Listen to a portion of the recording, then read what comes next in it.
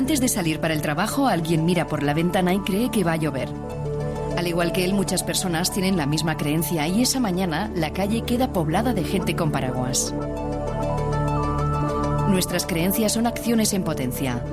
Alguien que crea en la justicia apoyará campañas para erradicar el hambre en el mundo. Otro que piense que la vida no vale la pena vivirá deprimido.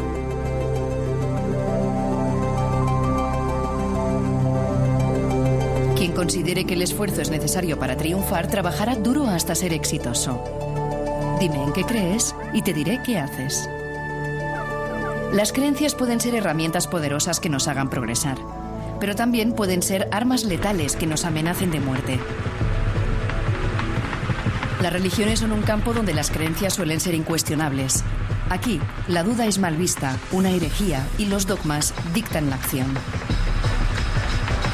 A pesar de no tener ningún tipo de evidencia que avale sus certezas, millones de humanos han matado a otros que no creían en sus mismos dogmas hace miles de años. Y también hoy continúan matando por los mismos motivos. Hoy es relativamente accesible para una persona fabricar un arma química o biológica que asegure la muerte de muchas personas. Y hay gente dispuesta a hacerlo en nombre de Dios. Por ello, alguien como Sam Harris, nuestro entrevistado de hoy, no duda en recomendar el final del pensamiento religioso. Ello no significa reprimir nuestras legítimas necesidades espirituales. De hecho, muchas prácticas espirituales están avaladas por evidencias neurocientíficas. El problema está en que las religiones no se asientan en estas prácticas, sino en dogmas sin fundamentos. Muchos dirían que la solución es incentivar la moderación religiosa para evitar el fundamentalismo. Pero quizá eso no sea una buena idea. Veamos por qué. Para poder convivir en una sociedad moderna, el moderado se ve obligado a reinterpretar o ignorar ciertos aspectos de la doctrina religiosa. Ello no es un signo de adaptación de las religiones, sino una prueba de que la modernidad pone en duda los dogmas de fe. Por más que atenúe su fervor, el moderado comparte los mismos principios con el fundamentalista y se niega a cuestionar los dogmas. Así, la irracionalidad en las creencias del moderado es la misma que motiva a los extremistas. Que las iglesias estén cada día más vacías no es un buen indicador de la fe de las personas. Independientemente de las liturgias y celebraciones religiosas, la creencia de que hay alguien allá arriba que nos vigila y protege es muy común. En muchos casos, esta fe ha sido inculcada por otros. Sin embargo, se han descubierto algunos mecanismos psicológicos de nuestro cerebro que contribuyen a hacernos muy propensos a las creencias. Es decir, somos crédulos por naturaleza.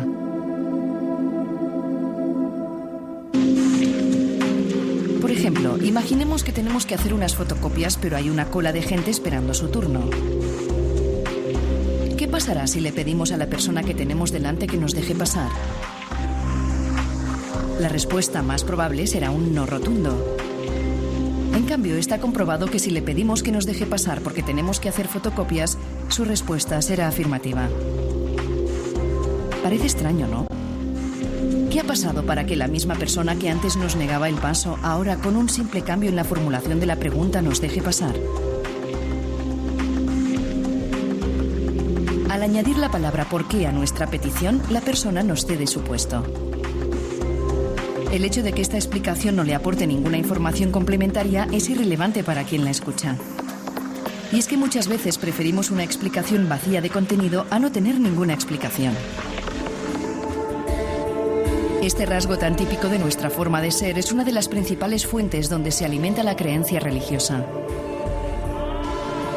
Por lo tanto, no es de extrañar que respuestas del tipo «Dios lo ha hecho» o «porque Dios así lo quiere» se hayan aceptado ciegamente desde el principio de los tiempos. Una característica compartida por todos los animales es la curiosidad. Y los humanos no somos una excepción. Tendemos a buscar respuestas a todo lo que pasa a nuestro alrededor.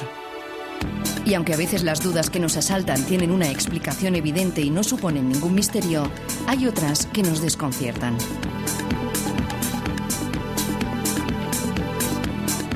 Son fenómenos ordenados y complejos como la aparición de la vida o la conciencia humana, tan excepcionales que es fácil atribuirles un origen no aleatorio.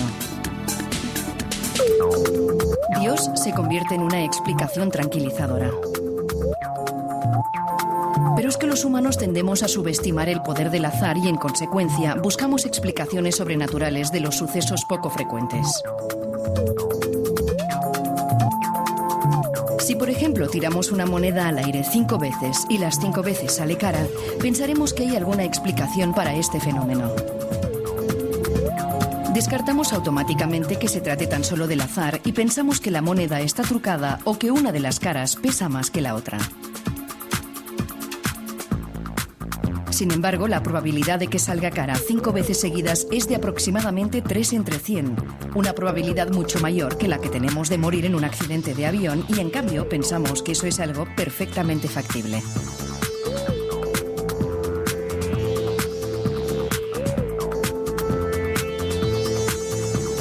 De la misma manera, cuando miramos a nuestro alrededor, vemos cosas que nos hacen pensar que no puede ser fruto de la casualidad. Y Dios nos provee de una explicación de todo aquello que se sale de lo habitual. Somos muy malos prediciendo nuestro futuro. No acertamos nunca cuando nos imaginamos cómo nos sentiremos al cabo del tiempo y normalmente siempre hacemos una predicción negativa. Pensamos que nos sentiremos muy mal si tomamos una decisión equivocada o si, por ejemplo, perdemos a un ser querido.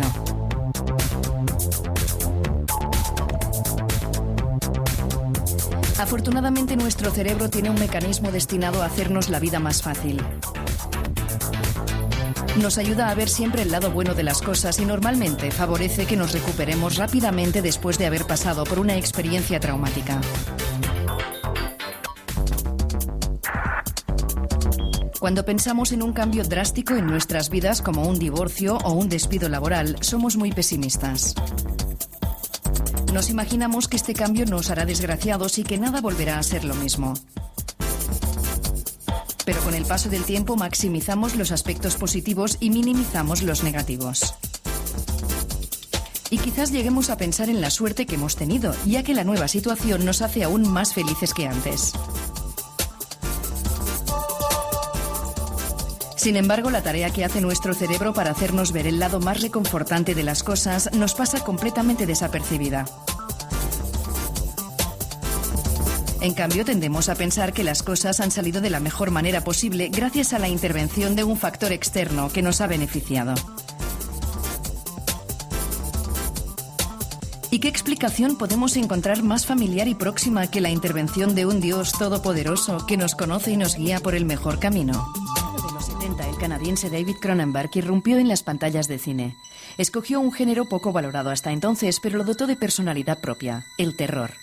Desde sus inicios hasta su último trabajo, Una historia de violencia, este director ha dado lugar a una obra profundamente coherente, con un sello inconfundible. Cronenberg nos ha llevado con sus películas a explorar los límites de la condición humana y, en concreto, los miedos y ansiedades que despierta la muerte.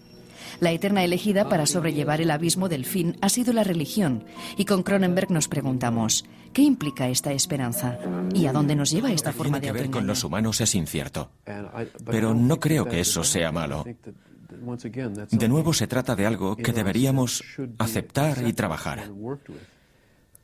Pero a menudo la gente desea obtener certeza por miedo. Quieren algo seguro, incluso si es falso. Creo que la gente que quiere certeza, que quiere una estructura en su vida, como tú, es muy susceptible frente a los líderes religiosos y también frente a los líderes políticos, que ofrecen un plan, ofrecen una estructura del bien y del mal, que ofrecen un modo de actuar. Si has pecado, hay una manera de redimirse. Pero para ello hay que disponer de una estructura elaborada para crear la idea de pecado, de lo que es el pecado, y el perdón y la confesión, etc. Así que todas las religiones acaban complicándose más y más a medida que intentan cubrir cada ámbito de los cometidos del ser humano.